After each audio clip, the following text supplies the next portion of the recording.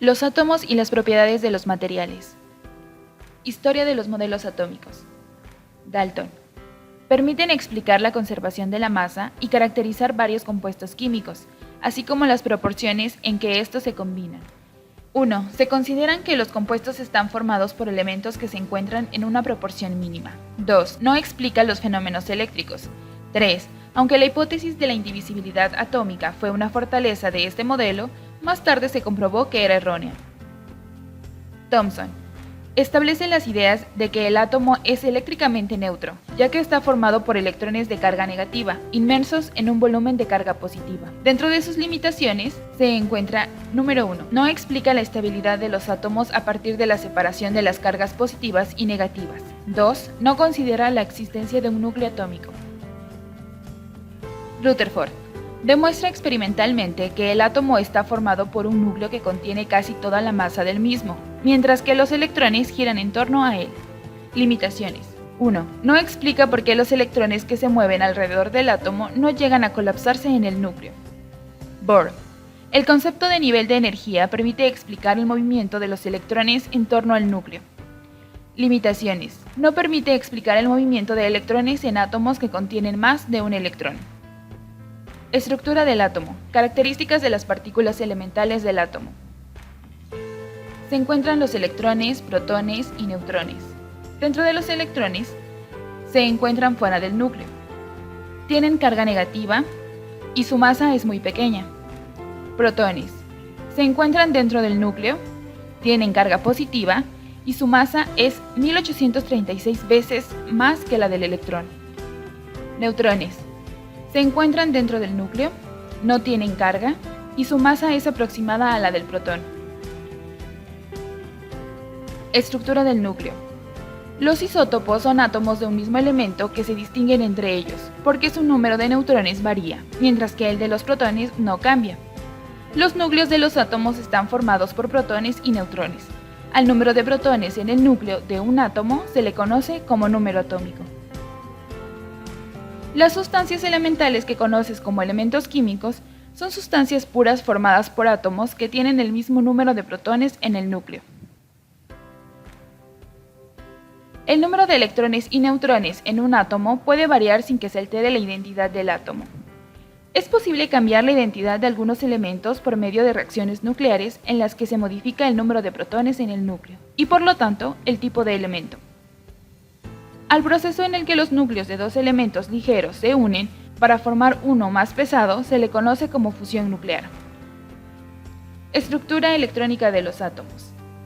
En el argón, la capa 1 corresponde al nivel de energía más bajo y es la más cercana al núcleo del átomo.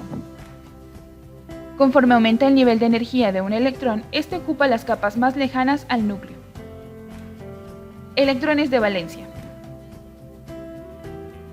La capacidad de combinación de un átomo se le conoce como valencia y a los electrones que lo hacen posible como electrones de valencia. En el elemento de magnesio, la ubicación de los electrones en las capas energéticas está relacionada con la cantidad de energía que estos poseen. Los electrones internos se encuentran en las capas internas, cercanas al núcleo y poseen menor cantidad de energía. Los electrones externos son más energéticos y se distribuyen en la periferia. Determinan la capacidad de interacción entre los átomos. Carga eléctrica del átomo. Dependiendo del número de protones que poseen, los núcleos atómicos atraen diferente fuerza a los electrones, de modo que hay átomos que tienden a perder electrones, mientras que otros tienden a ganarlos. Si un átomo tiene carga positiva, se denomina catión, mientras que si tienen carga negativa, se les llama anión. Átomos, iones y moléculas. La energía de los electrones de valencia es diferente para cada tipo de átomo, por lo tanto, su capacidad de interactuar también es variable. Cuando dos átomos interactúan, pueden suceder dos cosas: que un átomo atraiga tanta fuerza al electrón del otro átomo, que la gane y se formen dos iones, un catión y un anión, o que ambos átomos atraigan fuerza similar y terminen compartiendo. A la unión generada de dos o más átomos que comparten electrones se le denomina molécula. Las moléculas pueden ser de dos tipos: aquellas en las que los núcleos de los átomos que la forman atraen electrones, resultando en una distribución homogénea de carga, y en donde un núcleo atrae con más fuerza que otro a los electrones, y resulta una distribución heterogénea. Interacciones entre partículas y propiedades de los materiales. Conocer las partículas, ya sean átomos, iones o moléculas, y sus interacciones, permite comprender la relación entre la estructura microscópica y las propiedades de los materiales. Las partículas que forman un material interactúan entre sí dependiendo de su naturaleza electrostática. Una forma de explicar las interacciones entre las partículas es en base a la ley de Coulomb, la cual postula que la interacción entre cargas será mayor entre más cerca estén y que las cargas opuestas se atraen mientras que las iguales se repelen. Temperatura de ebullición. En el cambio de líquido a gas se requiere que las partículas de líquido adquieran suficiente energía para separarse, rompiendo las interacciones entre ellas. Si estas son bajas, la energía que se requiere para pasar al estado gaseoso es menor y su temperatura de ebullición también. En cambio, si las interacciones son fuertes, la sustancia tendrá mayor temperatura de ebullición, pues requerirá mayor cantidad de energía para que se separen sus partículas. Conductividad eléctrica. La corriente eléctrica se debe al movimiento ordenado de cargas. Si los electrones de valencia de los átomos en un material tienen la misma energía, estos podrán moverse libremente y generar corriente eléctrica al aplicarles una diferencia de potencial. Temperatura de fusión.